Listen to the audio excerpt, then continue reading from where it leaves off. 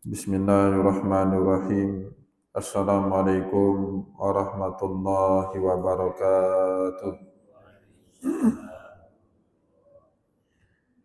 Alhamdulillah, alhamdulillahilladzi ja'ala al-ilma taharatan lin-nufus wa nuran lil-basair wa hadiyan ilal jannah.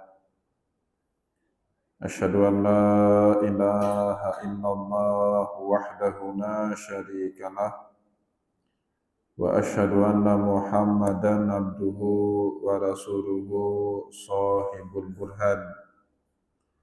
Allahumma salli wa sallim ala rasulikal karim Muhammad sallallahu alaihi wasallam wa ala alihi wa ashabihi wa man tabi'ahu bi ihsanin ila yaumiddin summa amma ba'du. Puji dan syukur senantiasa dan tidak pernah bosan-bosannya kita panjatkan kehadirat Sang Maha Pencipta Allah Subhanahu wa Ta'ala, yang mana dengan limpahan karunia-Nya, rahmat-Nya, hidayah-Nya, serta anugerah-Nya kepada kita semua, kita kembali masih diberi kesempatan, kesehatan, dan usia panjang oleh Allah untuk sama-sama dan senantiasa mengabdikan diri kita di jalan-Nya dengan menjalankan segala perintah-Nya dan menjauhi semua larangan-Nya. Salawat dan salam juga tidak pernah lupa pula kita haturkan kepada junjungan alam Nabi besar Muhammad sallallahu alaihi wasallam, di mana beliau telah bersabda dalam sebuah hadis, Untuk mendapatkan video-video ceramah terbaru, jangan lupa like, subscribe, dan share. Wa man aradahuma fa'alaihi bil ilmi. Barang siapa yang mau bahagia di dunia, caranya dengan ilmu, dan barang siapa yang mau bahagia di akhirat, caranya juga dengan ilmu. Dan bagi barang siapa saja yang mau bahagia di dunia dan akhirat, juga caranya dengan ilmu pengetahuan. Bapak Ibu kaum muslimin dan muslimat jamaah pengajian yang dimuliakan oleh Allah, itulah sebab pada kesempatan subuh yang penuh dengan keberkahan ini kita kembali berkumpul di rumah Allah yang dimuliakan ini untuk sama-sama kembali menuntut ilmu. Moga-moga dengan ilmu ini bisa menghantarkan kita bahagia di dunia dan juga bahagia di akhirat. Amin ya rabbal alamin. Bapak Ibu kaum muslimin dan muslimat jamaah salat subuh yang diberkati oleh Allah, mari pada kesempatan subuh yang penuh dengan keberkahan ini kita kembali melanjutkan pengajian kita dengan kitab Al-Muqaddimah karya Imam Ibnu Khaldun rahimahullahu ta'ala anhu. Dan insyaallah pada kesempatan subuh kali ini kembali kita akan membaca keterangan dari Imam Ibnu Khaldun yang menggambarkan kepada kita beratnya bagi seorang nabi dan rasul pada setiap kali mereka mendapatkan wahyu maupun ilham dari Allah Subhanahu wa Ta'ala.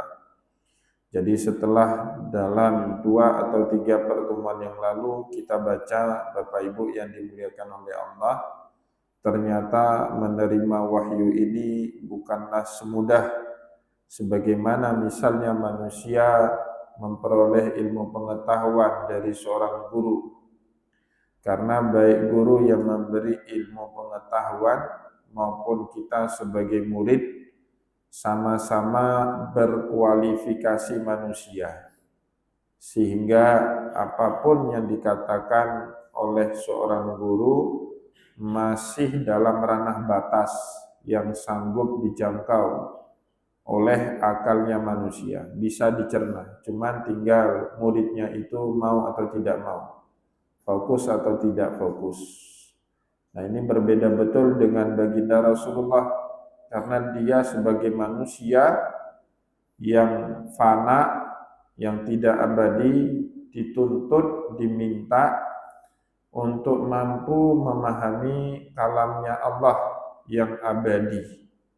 Itu suatu hal yang berat.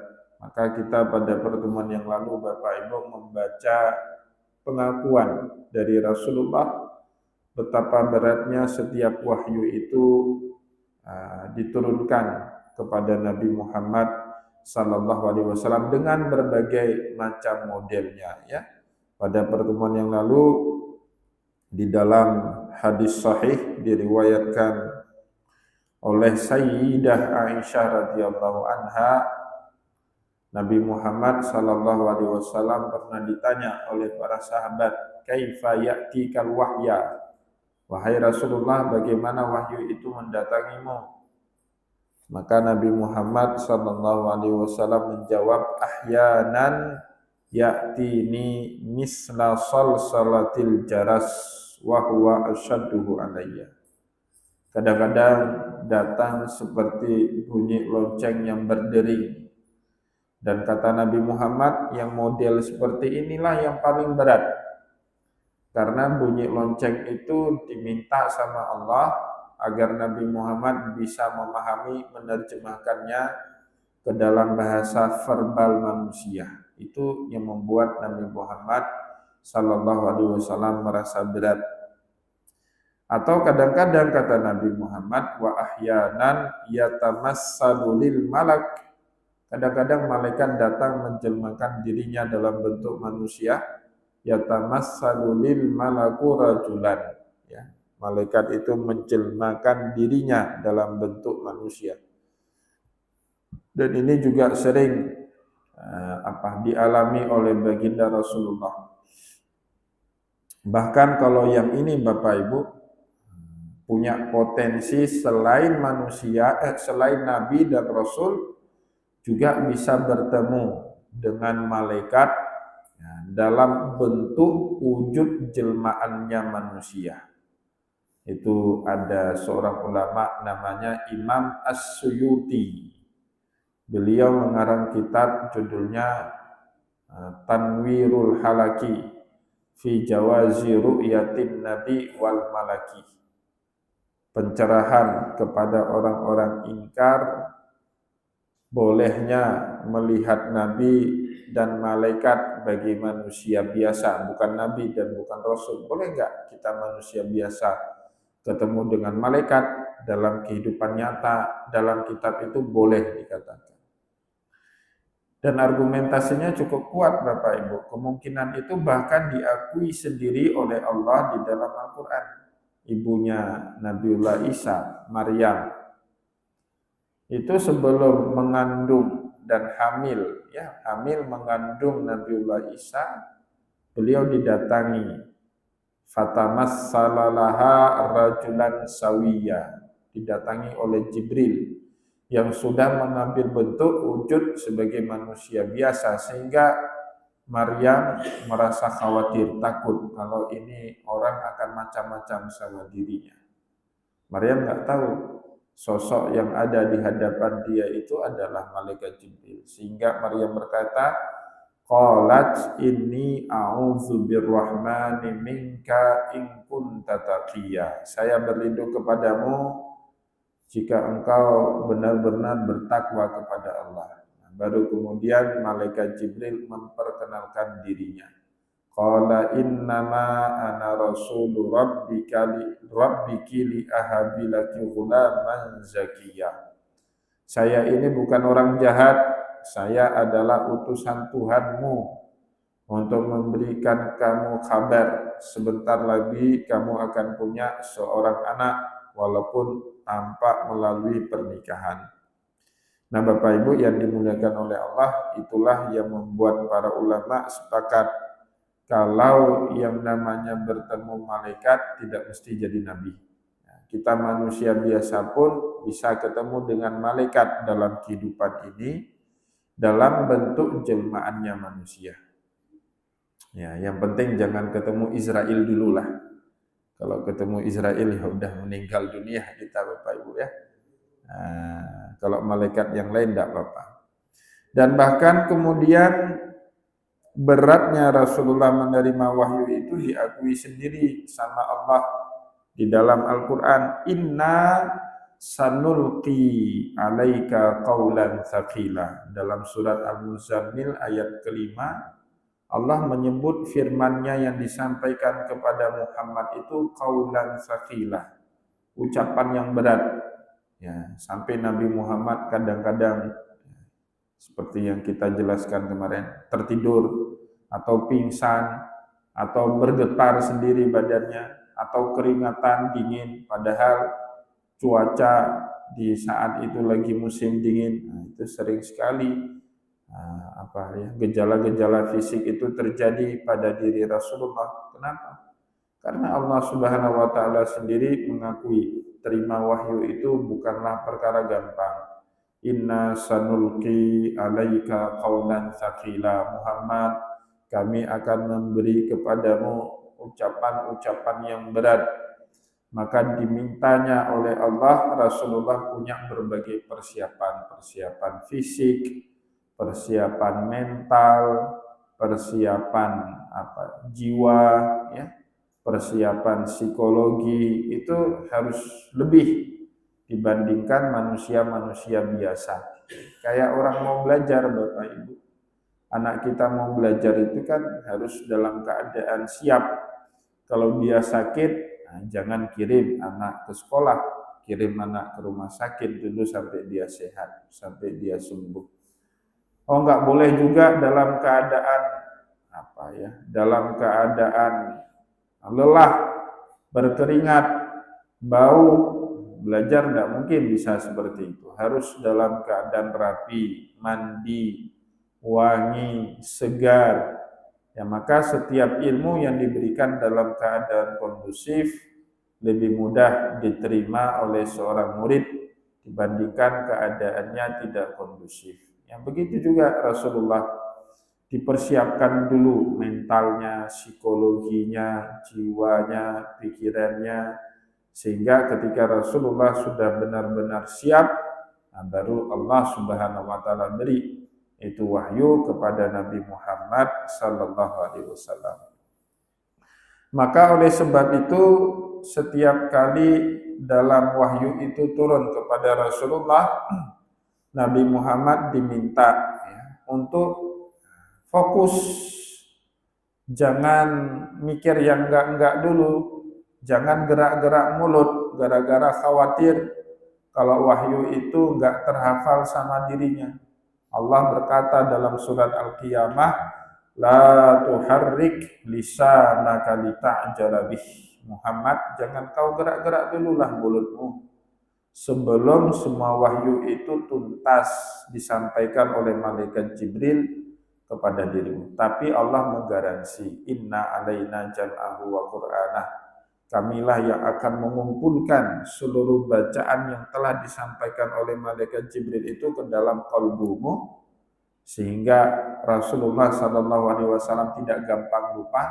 Inna alaina jam'ahu wa qur'anah fa idza qara'nahu fattabi' qur'anah. Baru setelah malaikat Jibril tuntas dengan bacaannya, kamu ulang-ulang, kamu ulang-ulang, repetisi, supaya apa yang sudah disampaikan oleh Allah itu tidak kau lupakan.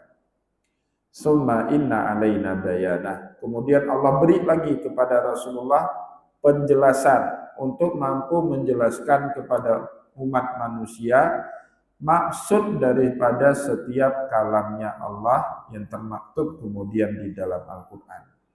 Maka Bapak Ibu, kalau kita lihat di bulan suci Ramadan, kalau kita ini belajar Al-Quran, belajar apa kita ini Al-Quran, Pak? Tahsin, ya, atau belajar hafal Quran, itu aja kan sudah capek. Rasulullah Bapak Ibu setiap malam didatangi oleh malaikat Jibril. Ya, malaikat Jibril menjumpai Rasulullah. Buat apa? Fayudarisuhul Quran. Malaikat Jibril itu tadarusan Al-Quran bersama dengan Nabi. Setiap malam khatam 30 juz. Itu repotnya luar biasa. Mengkhatam Al-Quran dalam satu malam 30 juz itu bukan perkara gampang, Pak.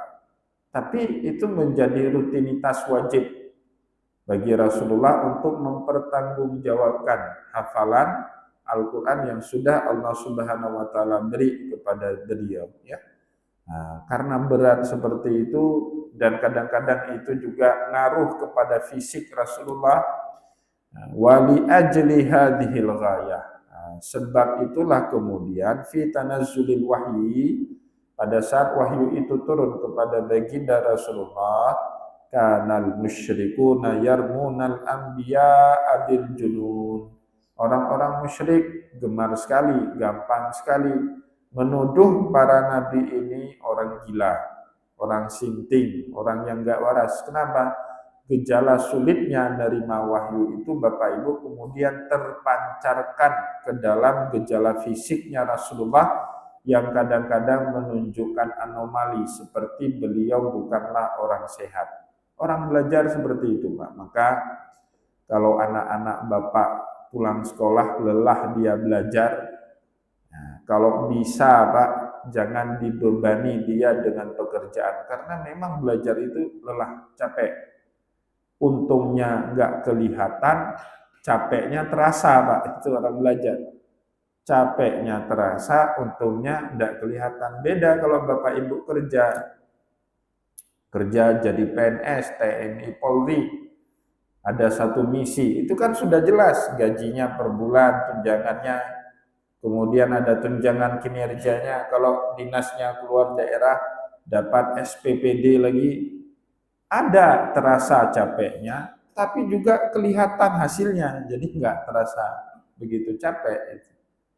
Dagang capek Pak, dagang itu bangun usaha, harus bangun pagi-pagi, tutup malam-malam, ya, melayani customer, ya, atau juga harus siap dikomplain kadang-kadang sama pembeli kita kalau barangnya nggak bagus, atau pelayanan dari anak buah kita tidak ramah. Tapi capek kita itu terbayar saat kita lihat hasil, kan plak dibayar. Satu-satu barang untung 100%, Pak. Modal cuma 100.000, kita jual 200-an ribu. Ketawa, tapi nggak berani menunjukkannya di mulut, takut ketahuan nanti. Banyak kali untung. Ketawa di dalam hati, alhamdulillah. Langsung terbayarkan, Pak. Tapi orang belajar enggak seperti itu. Anak SD itu belajar. Kalau dulu saya SD itu, waktu di SD, tiap hari maunya libur, capek belajar itu, maunya libur terus. Ya, kenapa? Capek, lelah, nggak nampak hasilnya belajar itu. Lama baru nampak hasilnya. SD, SMP nggak nampak juga hasilnya. SMA nggak nampak juga hasilnya.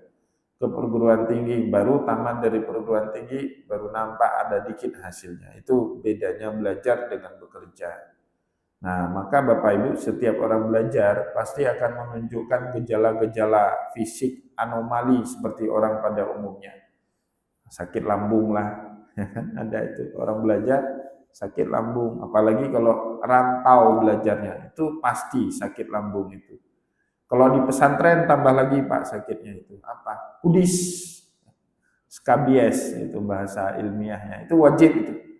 Kalau nggak kena skabies berarti bukan anak pesantren, ilmunya nggak dapat. Ya. Nah, pasti itu sakit-sakit seperti itu. Saya S2 dapat beasiswa dari LPDP itu Pak, semua ditanggung. Ada asuransi. Jadi dari beasiswa kita itu langsung kepotong untuk biaya asuransi kalau kejadian atau misalnya meninggal di negeri tempat kita sekolah, itu biaya pemulangannya ditanggung asuransi, atau sakit ditanggung sama asuransi. Tapi satu yang nggak ditanggung sama asuransi, apa? Pakai kacamata, itu beli sendiri. Itu nggak ditanggung. Yang dapat beasiswa LPDP itu, nah, kalau harus pakai kacamata itu tidak masuk ke dalam klaim asuransi. Nah, saya tanya, ini kenapa nggak diasuransikan mata kami? Padahal itu kan aset yang paling berharga bagi orang belajar. Kata mereka, pasti orang belajar itu yang betul-betul belajar kacamatanya tebal. Nah, berarti saya nggak pakai kacamata belum betul-betul belajar, Pak. Kalau orang betul-betul belajar kacamatanya tebal, maka nggak ditanggung sama asuransi, kata dia seperti itu. Resiko orang belajar rajin seperti itu. Wa yaquluna lahu, maka orang-orang musyrik bukan hanya sekedar menuduh para nabi ini sebagai orang gila, tapi lebih daripada itu mereka juga menuduh, menfitnah nabi-nabi ini ra'iyun, tukang ramal. Kenapa? Mata nabi itu Pak, waktu terima wahyu kadang-kadang nggak nampak mata hitamnya itu, nampak cuman mata putihnya. Nah, jadi disebut Nabi Muhammad itu tukang ramal, au tabi'un minal jinni, atau kadang-kadang juga disebut pengikutnya setan. Nah, penyembah setan Nabi Muhammad. Itu sering, maka Rasulullah dibela sama Allah kan. Nah, wa ma sahibikum bimajnun, tidaklah sahabatmu yang bernama Muhammad itu orang gila, kata Allah. Wa ma kana bisahir, dan dia juga bukan penyihir, kata Allah. Dibela sama Allah. Kenapa? Yang seperti itu gejala yang gak terhindar bagi setiap nabi, tapi Nabi Muhammad tidak seperti itu. Yang bukanlah orang gila itu efek samping dari beratnya menerima wahyu dari Allah Subhanahu wa taala. Maka akhirnya Bapak Ibu, kalau kita lihat dalam cerita sirah nabawiyah, tantangan dakwah Nabi Muhammad itu berat sekali. Orang-orang Arab musyrik itu minta macam-macam kepada Rasulullah karena mereka menganggap Nabi ini pengikut jin, sekte penyembah setan, ya, atau tukang ramal, tukang sihir, dukun dan seterusnya. Kadang-kadang mereka minta aneh-aneh sebagai syarat agar mereka mau beriman kepada Rasulullah. Bapak Ibu nanti boleh baca setelah ini surat Al-Isra. Di situ ada permintaan aneh-aneh dari orang Arab kafir itu. Wa qalu lan nu'mina laka hatta tafjura lana minal ardi yanbu'a. Muhammad, kami tidak akan beriman kepada dirimu sampai dari padang pasir yang tandus ini kau muncratkan air dari dalamnya. Jadi Arab itu beda dengan kita. Di kita Pak, setiap jengkal kita gali pasti keluar air. Ya kan? Pasti ada air Pak, di bawah tanah kita ini ada air. Di Arab enggak seperti itu. Gali bukan air yang keluar, minyak yang keluar kalau sekarang. Air belum tentu. Nah, maka orang Arab itu nantang Rasulullah. Wa qalu lan nu'mina laka. Jadi air itu barang yang paling mewah di Arab itu Pak. Ya. Kalau di sini ada orang wakaf sumur, ada. Wakaf sumur. Kenapa? Orang Aceh nggak butuh sumur, air berlimpah. Ya. Tapi orang Arab Pak, waktu cerita wakaf pertama itu kan Utsman bin Affan wakaf sumur. Kenapa Utsman bin Affan wakafnya sumur? Karena itulah barang yang paling mewah di Arab. Ya. Jadi Bapak Ibu yang dimuliakan oleh Allah, al-mutamawwal, suatu barang yang dianggap berharga tinggi dari satu daerah dengan daerah yang lain ternyata berbeda-beda. Di tempat kita Aceh Pak, minyak lebih berharga. Bapak Ibu kalau dikasih minyak atau Pertamax 10 liter dengan air mineral 10 liter, milih mana Pak? Milih Pertamax 10 liter kan? Udah hemat dikit duit, nggak usah bayar banyak. Tapi di Arab Pak, bensin Arab itu yang RON-nya sama dengan Pertamax, ya RON berapa? 92 itu, RON-nya sama dengan Pertamax. Kalau di kita berapa? 13 ribuan ya. Kalau di sana dijual Pak 1 real 4 liter. 1 real 4 liter. Bayar 1 real 4.200. Kalau sekarang mungkin udah naik sekitar 3 realan dapat 4 liter. Dulu 1 real 4 liter Pak. Sedangkan ini nggak sampai 1 liter, 1 real harganya. mahal air. Ya, maka penimbun minyak itu lebih bagus pergi ke Arab Saudi naik haji Pak. Bawa pulang di dalam kopornya bukan zam-zam, minyak bawa pulang. Salah itu bawa pulang air zam-zam, minyak lah bawa pulangnya. Timbun di situ di rumahnya. Murah sekali minyak di sana. Nah, jadi Di sana air dianggap lebih berharga, di sini air tidak ada harga. Seperti itu. Ya, maka Utsman bin Affan radhiyallahu an dulu mewakafkan apa? Sumur, Bapak Ibu. Karena sumur itu nyawanya orang Arab. Ya, air itu barang yang paling langka di Arab. Tapi daerah kita yang tropis, yang sering turun hujan, nah, seperti tidak berharga itu air ya. Jadi beda-beda cara menghargai. Maka orang Arab dulu Pak menantang Rasulullah. Wa qalu lan nu'mina laka hatta tafjura lana minal ardi ya Muhammad, kami enggak beriman kepadamu sampai kau bisa menceratkan air dari padang tandus ini dan semua Arab yang tandus ini jadi hijau. Tantangannya. Au takuna laka jannatun min nakhilin wa inabin fatufajjira khilalaha tafjira. Atau kamu punya banyak kebun kurma, kebun anggur. Nah, kemudian kamu alirkan jannatin tajri min tahtiha. Sungai di tengah-tengah kebun itu. Au takuna laka jannatun min nakhilin wa inabin fatufajjira khilalaha tafjira. Autus kita sama akama za'amta alaina kisafan. Atau kamu gini aja, terus kita sama alaina kisafan. Awan itu potong demi potong kamu turunkan ke sini. Autus kita sama alaina kisafan. Au ta'tiya billahi wal malaikati qabil. Atau turun malaikat Allah sisi kanan sisi kirimu, kemudian angkat tanganmu. Ini adalah Nabi, betul ini adalah Muhammad, Nabinya kami. Bapak Ibu yang dimuliakan oleh Allah, permintaan itu tidak digubris sama Rasulullah. Nabi Muhammad cuma menjawab, Qul subhana rabbi ma kuntu illa basyara rasulullah. Kalian mau beriman, enggak beriman, terserah. Maha suci Allah, saya ini hanya seorang nabi dan manusia biasa. Jadi Rasulullah jarang Bapak Ibu mau menerima duel, show off. Apa Rasulullah nggak bisa? Bisa sekali Pak, lebih daripada itu bisa. Tapi begini, nah ini hukumnya sunnatul anbiya sudah seperti itu. Kalau suatu umat minta yang macam-macam sama Nabi, kemudian Nabi itu menunjukkan kemampuan dia untuk melakukan apa yang ditantang, dan mereka menolak beriman, Pak, biasanya umat itu kena azab. Nah, kenapa? Sudah diperlihatkan. Tapi mereka tetap nolak. Nah, biasanya kena azab.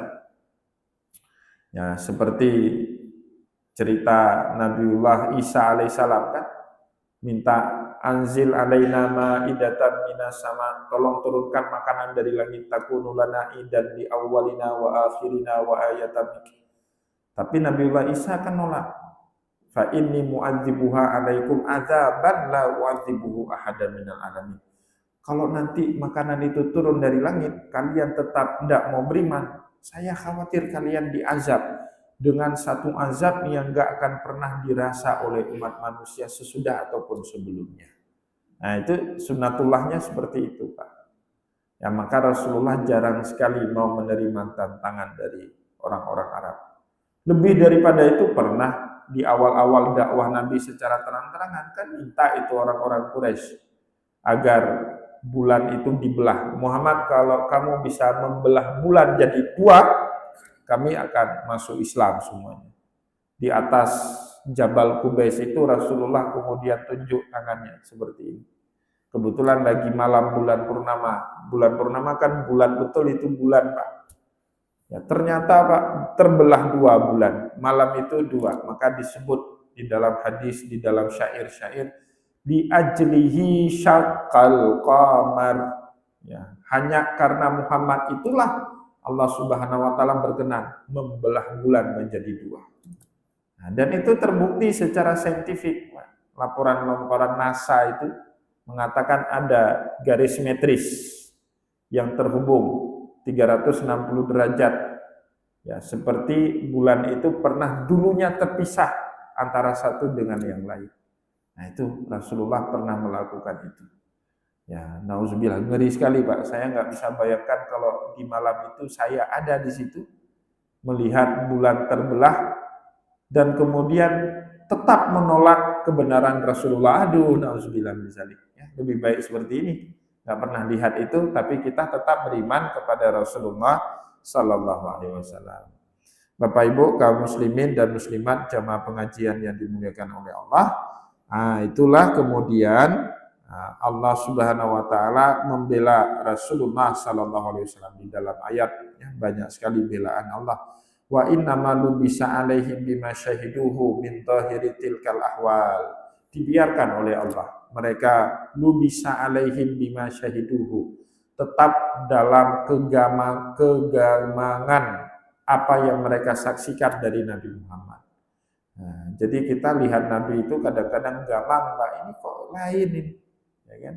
Lihat gejala-gejala seperti itu. Tapi orang-orang musyrik itu yang enggak diberikan petunjuk tetap dibiarkan seperti itu. Min zahiri tilka ahwa. Mereka hanya bisa membaca zahir keadaan luar Rasulullah tanpa pernah mau memahami apa sebenarnya yang terjadi pada Rasulullah. Itulah kemudian Allah Subhanahu wa taala berfirman pada surat Ar-Ra'd, "Wa may yudlilillahu famalahu min had."